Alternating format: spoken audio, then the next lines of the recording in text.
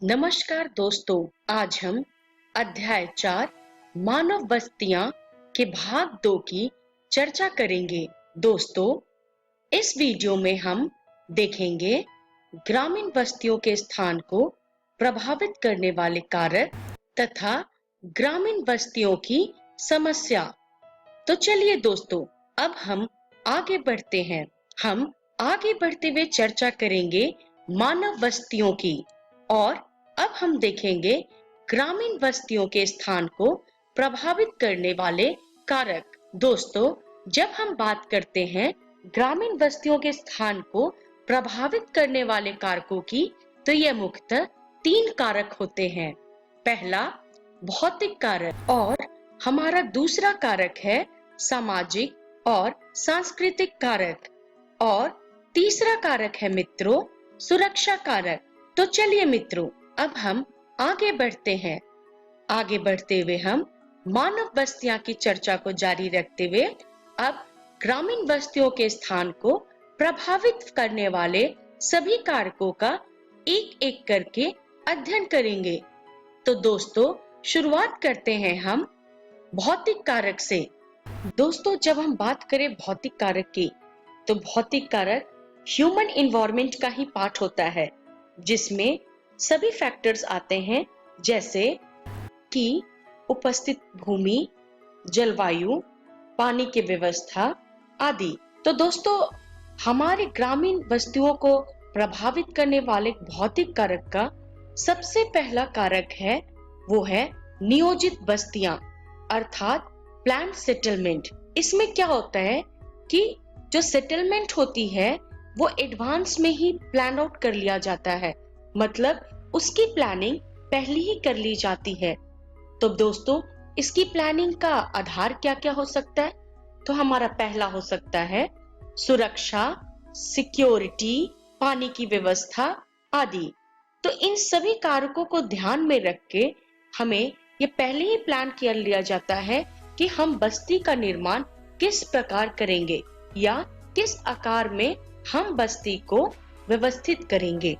दोस्तों, आगे बढ़ते हुए जब हम इसके दूसरे कारक की बात करें, तो वो है इमारत निर्माण की सामग्री। जैसा कि हम जानते हैं, जब हम किसी भी ग्रामीण बस्ती के स्थान को निश्चित करते हैं, तो सबसे पहले हमारे दिमाग में आता है वो ये है कि हमें बस्ती बनानी है।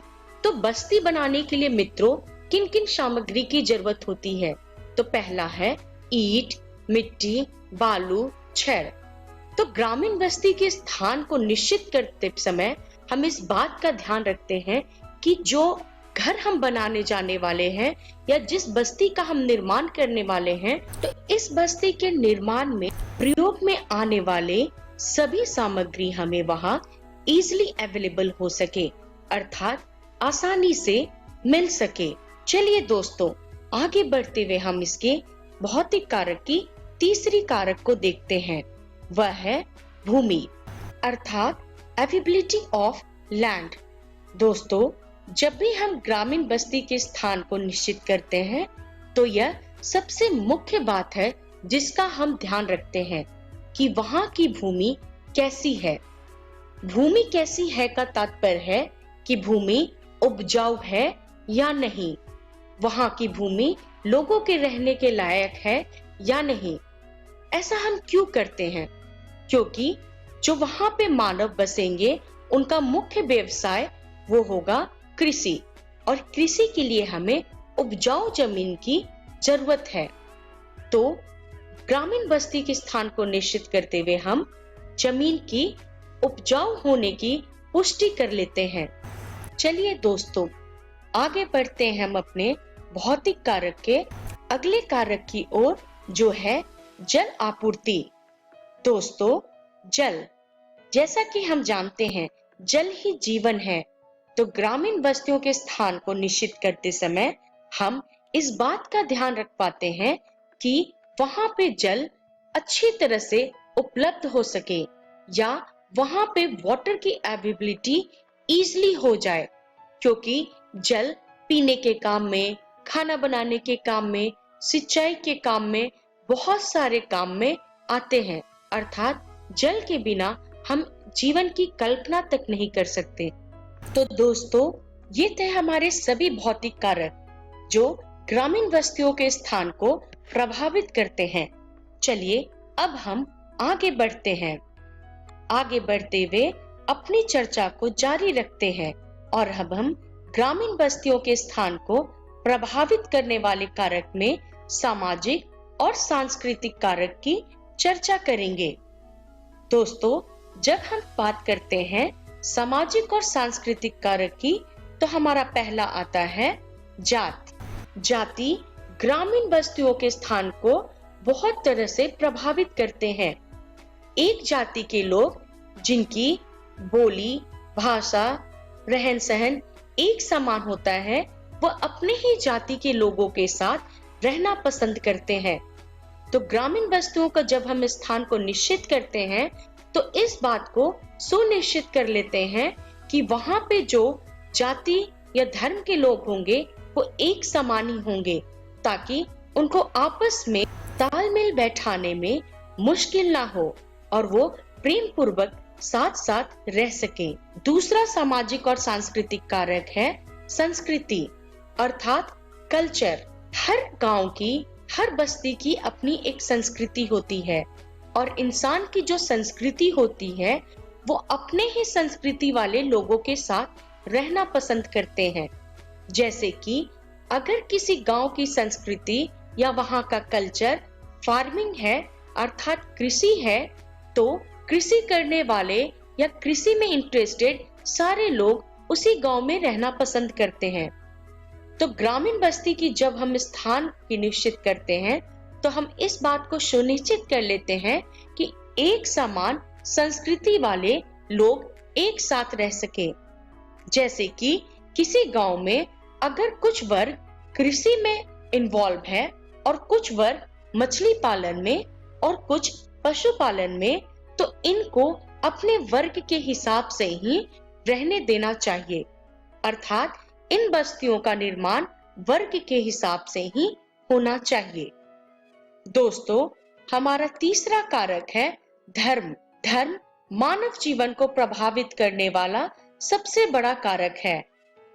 एक धर्म के लोग अपने ही धर्म के लोगों के साथ रहना पसंद करते हैं, क्योंकि उनकी बोलचाल, उनकी संस्कृति, उनका रहन सहन एक समान होता है।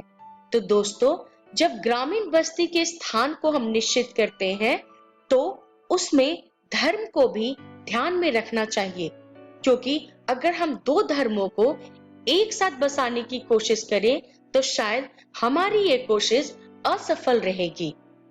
तो दोस्तों, ये थे सामाजिक और सांस्कृतिक कारक जो ग्रामीण बस्तियों के स्थान को प्रभावित करते हैं। चलिए अब हम आगे बढ़ते हैं। आगे बढ़ते हुए मानव बस्तियों की चर्चा को जारी रखते हुए हम अभी ग्रामीण बस्तियों के स्थान को प्रभावित करने वाले कारक में सुरक्षा कारक की चर्चा करेंगे।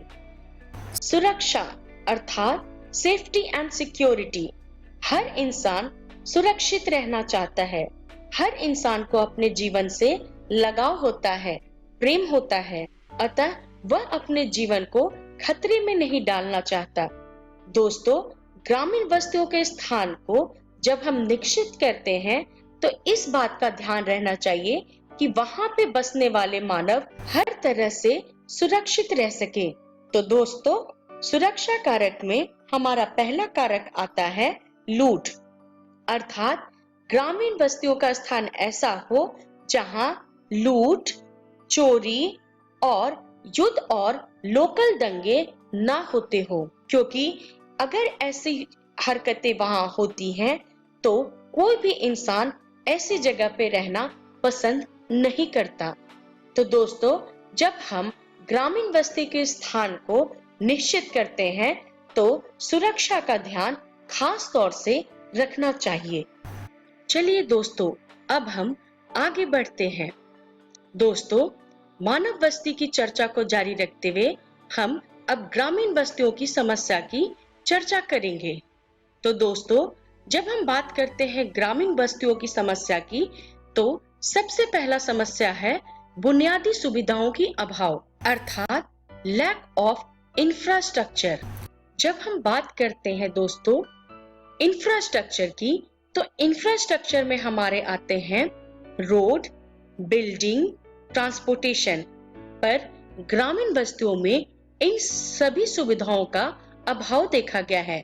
अर्थात वहां पे रोड अच्छे नहीं होते, वहां बिल्डिंग भी अच्छी अवस्था में नहीं होती है और ट्रांसपोर्टेशन अर्थात यातायात की सुविधाओं में भी कमी देखी जाती है। चलिए दोस्तों, अब हम देखते हैं ग्रामीण बस्तियों की दूसरी समस्या को। ग्रामीण बस्तियों की दूसरी समस्या है कचरा निपटारण सुविधाओं की अनुपस्थिति। दोस्तों, यह गांवों की मुख्य असुविधा में गिनी जाती है। गांव में कचरा निपटारण के लिए कोई अलग से जगह नहीं होता, जिसके कारण लोग कचरा या तो अपने घर के बाहर फेंकते हैं या किसी खुले जगह में फेंकते हैं, जिसके कारण उन्हें अनेक बीमारियों का सामना भी करना पड़ता है। चलिए दोस्तों, अब हम आगे बढ़ते हैं। आगे बढ़ते हुए हम मानव बस्तियों की चर्चा को जारी रखते हुए हम ग्रामीण बस्तियों की समस्या को देखेंगे। हमारी दूसरी समस्या है अपर्याप्त पानी की आपूर्ति। दोस्तों, गांव में पानी की कमी देखी जाती है, अर्थात वहां पानी की आपूर्ति पूर्ण रूप से नहीं हो पाता है, जिसके कारण ग्रामीण बस्तियों के लोग पानी के लिए तालाब, कुएं और नदियों पर निर्भर रहते हैं। मित्रों, गांव के लोग जो तालाब के पानी पे निर्भर रहते, वो उसी पानी को पीने के काम में भी लेते हैं, उसी पानी को खाना बनाने के काम में भी लेते हैं और उसी पानी को कपड़े साफ करने और नहाने के प्रयोग में भी लेते हैं, जिसके कारण से उनको अनेक बीमारियों का सामना करना पड़ता है। हमारी दूसरी समस्या है स्वास्थ्य सुविधाओं की अभाव। दोस्तों, ग्रामीण बस्तियों में स्वास्थ्य सुविधाओं की अभाव को देखा गया है। इसके पीछे बहुत सारे कारण हो सकते हैं। पहला कारण है गांव में इंफ्रास्ट्रक्चर की कमी, अर्थात गांव में ट्रांसपोर्टेशन अर्थात गांव में यातायात की कमी, जिसके कारण से उन्हें शहरों से स्वास्थ्य सुविधाओं से संबंधित कोई सहयोग प्राप्त हो सके। दोस्तों, जैसे कि हम पहले ही चर्चा कर चुके हैं कि गांव में पानी की कमी होती है, कचरा निपटारण की सुविधाएं अच्छी नहीं होती, जिसकी वजह से लोग भारी मात्रा में बीमार पड़ते हैं। लोग बीमार तो भारी मात्रा में पड़ते हैं, पर उनके उपचार के लिए जो हॉस्पिटल्स होते हैं या जो जगह सुनिश्चित की जाती है वह लिमिटेड होती है, जिसके कारण सभी लोगों को अच्छी तरह से सेवाएं उपलब्ध नहीं हो पाती हैं। चलिए दोस्तों, अब हम आगे बढ़ते हैं। दोस्तों, आगे बढ़ते हुए हम मानव बस्तियों की चर्चा को जारी रखते हुए हम ग्रामीण बस्तियों की समस्याओं पे चर्चा करेंगे। हमारी अगली समस्या है परिवहन सुविधा का अभाव। जैसे कि हम लोग पहले ही चर्चा कर चुके हैं, गांव में बुनियादी ढांचे अर्थात इंफ्रास्ट्रक्चर की कमी होती है। वहां पे अच्छी सड़कें नहीं देखी जाती, अर्थात सड़कें पक्की नहीं होती, सीमेंट से बनी नहीं होती हैं, वो मिट्टी से ही बनी हुई कच्ची सड़क होती हैं, जो बारिश के दिनों में बहुत ही खराब हो जाती हैं और लोगों को असुविधाओं का सामना करना पड़ता है। चलिए दोस्तों, हमारी अगली समस्या है आपातकालीन सेवा प्रदान करने का अभाव। मित्रों, जैसे कि हम पहले ही चर्चा कर चुके हैं कि गांव में परिवहन सुविधा का अभाव होता है, अर्थात वो शहरों से अच्छी तरह से जुड़ नहीं पाते हैं, मतलब उनकी शहरों से कनेक्टिविटी अच्छी नहीं होती। तो ऐसी सिचुएशन में, ऐसी अवस्था में अगर कोई आपातकालीन स्थिति आए तो वो उसका समाधान नहीं कर पाते हैं, क्योंकि सड़कों के अभाव के कारण उन तक आपातकालीन सुविधाएं नहीं पहुंच पाती हैं। तो दोस्तों, ये सब थे हमारे ग्रामीण बस्तियों की समस्याएं। चलिए अब हम आगे बढ़ते हैं और बताते हैं कि इस वीडियो में हमने क्या-क्या सीखा। दोस्तों, इस वीडियो में हमने सीखा ग्रामीण बस्तियों के स्थान को प्रभावित करने वाले कारक तथा ग्रामीण बस्तियों की समस्याएं, और इसका रेफरेंस है भूगोल कक्षा 12 की पाठ्य पुस्तक। दोस्तों, अगली वीडियो में हम देखेंगे नगरीय बस्तियां। तब तक के लिए धन्यवाद।